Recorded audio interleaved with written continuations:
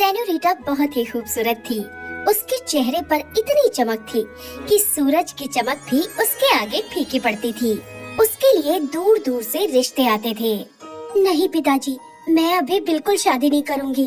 तब तक बिल्कुल नहीं जब तक कोई मुझे मेरे जैसा नहीं मिल जाता। मैं उसी से शादी करूंगी जिसके चेहरे पर मेरे जैसा तेज होगा। ऐसा मिलन तो बहुत मुश्किल है बेटा। तो फिर मेरी शादी भी मुश्किल है। राजा सोच में पड़ जाता है कि अब क्या किया जाए, पर अब वो सब कुछ समय पर छोड़ देता है। सेनोरिटा रात को कमरे में अपने आप से बात करने लगती है। मैंने तो कहानियों में सुना है कि परियां होती हैं, वो मन की हर बात जान लेती हैं और उसे पूरा भी कर देती हैं। पता नहीं ये सच होता है या नहीं। वो ये सब सोच रही होती है और उसकी खिड़की के पास से गुजरती हुई दो परियां ये बात सुन लेती हैं। अरे ये क्या, इस बच्ची को हमारे होने या ना होने पर शक है। ये तो सही बात नहीं है। हाँ, ये तो गलत हो रहा है। हमें इसकी मुराद पूरी करके इसको ये एहसास दिलाना होगा कि परियां होती हैं जो मुराद पूरी करती हैं। पर इसकी मुराद क्या है ये भी तो पता चले। ऐसा करते हैं कि अभी चलते हैं। रात में ये ठीक से पहचान भी नहीं आ रही। सुबह आकर मिलेंगे इससे। वो दोनों परियां वहाँ से चली जाती हैं। सुबह तेज रोशनी से वो उठती हैं। अरे ये इतनी तेज रोशनी कहाँ से आ रही है? अभी तो पूरी सुबह भी नहीं हुई है। चल कर देखते हैं। वो दोनों रोशनी की दिशा में उड़ती चलती हैं और देखती हैं कि सेनोरिटा शीशे के सामने खड़ी होती है। उसका तेज पूरे महल में फैल रहा होता है। मेरे शीशे, तुम मेरे चेहरे पर ये तेज देख रही हो ना? अब बताओ मुझे मेरे जैसा कहाँ मिलेगा?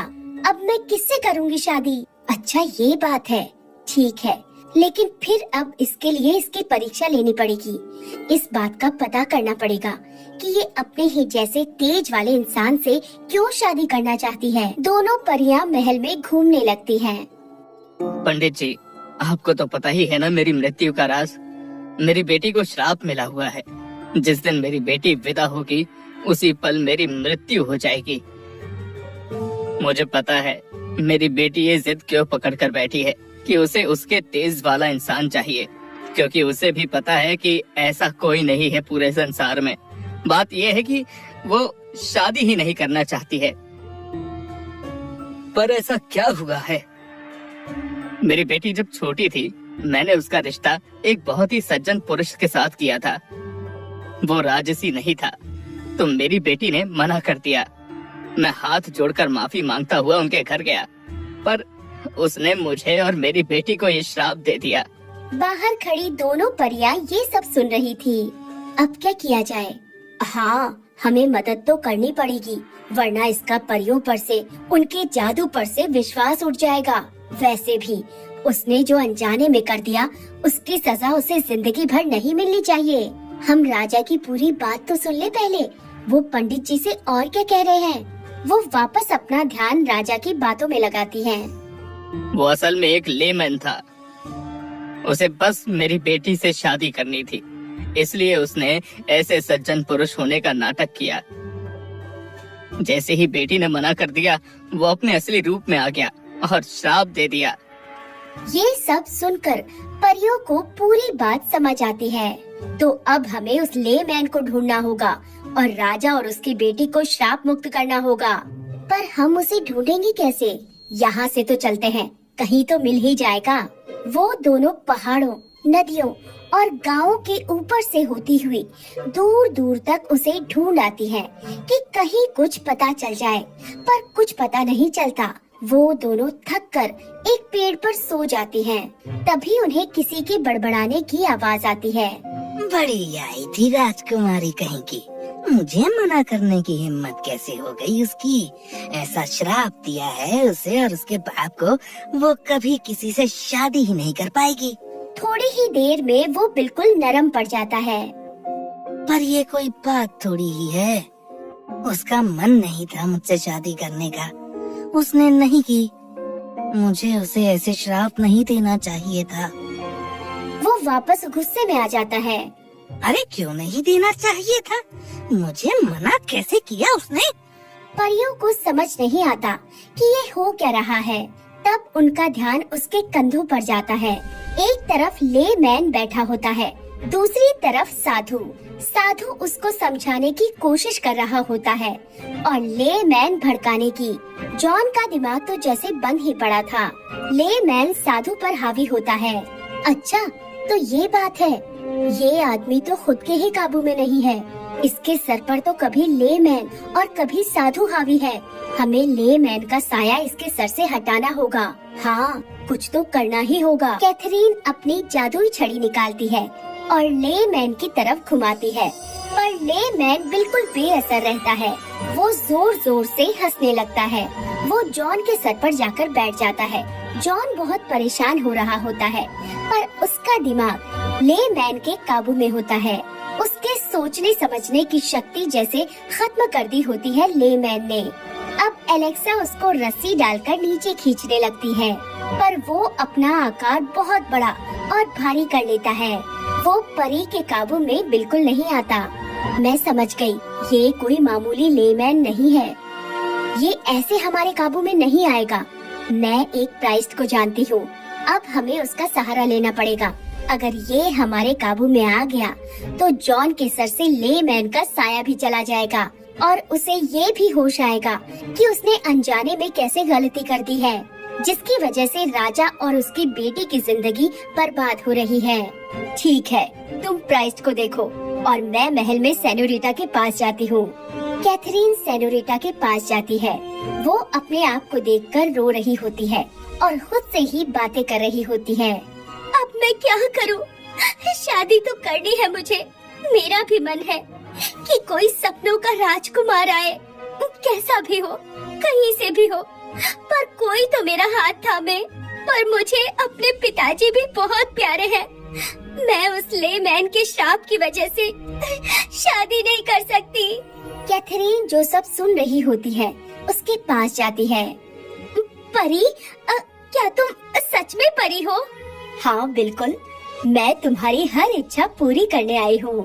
तुम मेरी इच्छा नहीं पूरी कर सकती। तुम्हें कुछ भी पता नहीं है।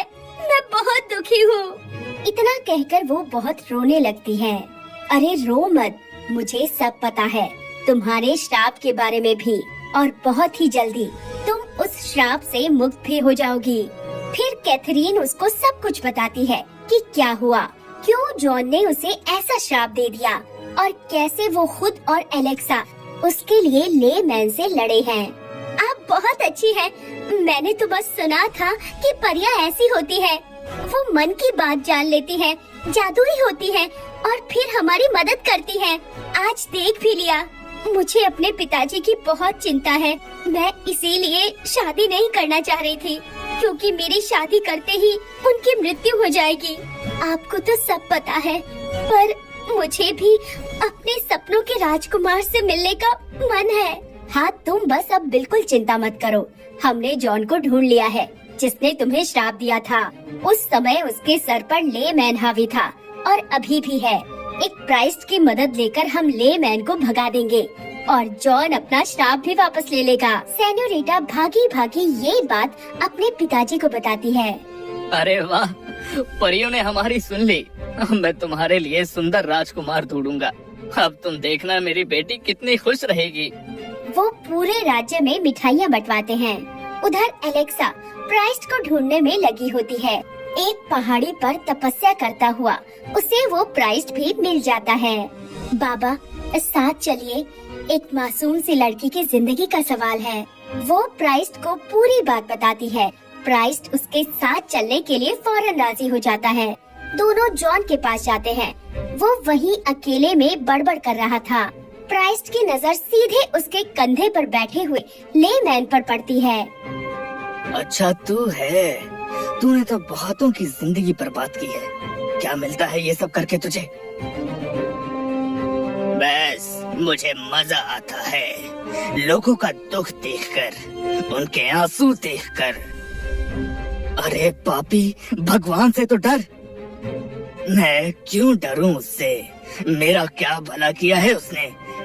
ऐसी शैतानी काया दी है उसने मुझे एक आम इंसान क्यों नहीं बनाया उसने? अगर मैं तुझे इस काया से मुक्त कर दूं, तो क्या तू जॉन को छोड़ देगा? मैं जॉन को भी छोड़ दूंगा और फिर कभी किसी को परेशान भी नहीं करूंगा। मुझे इस काया से निजात दिलवा दो। प्राइस्ट कुछ तंत्र मंत्र बोलते हैं और ले मैन को उसकी काया से अलग कर देते हैं। काया से अलग होते ही ले मैन गायब हो जाता है। ले मैन के गायब होते ही जॉन की बुद्धि भी ठीक हो जाती है। एलेक्सा उसे उसके द्वारा दिए हुए श्राप को बताती है। क्या ऐसा किया मैंने? मुझे जल्दी उसके पास ले चलो। मुझे उससे माफी मांगनी है और श्राप मुक्त करना है। सब सेनोरिटा के पास जाते हैं। जॉन उससे माफी भी मांगता है और प्राइस्ट की मदद लेकर श्राप मुक्त कर देता है। सेनोरिटा श्राप मुक्त हो जाती है, पर सेनोरिटा इतने दुख और गुस्से में होती है कि जॉन की वजह से उसका पूरा जीवन बर्बाद हो गया। वो जॉन को माफ नहीं कर पाती। वो जॉन को श्राप दे देती है कि अगले 7 जन्म तक वो भी कुंवारा ही रहेगा।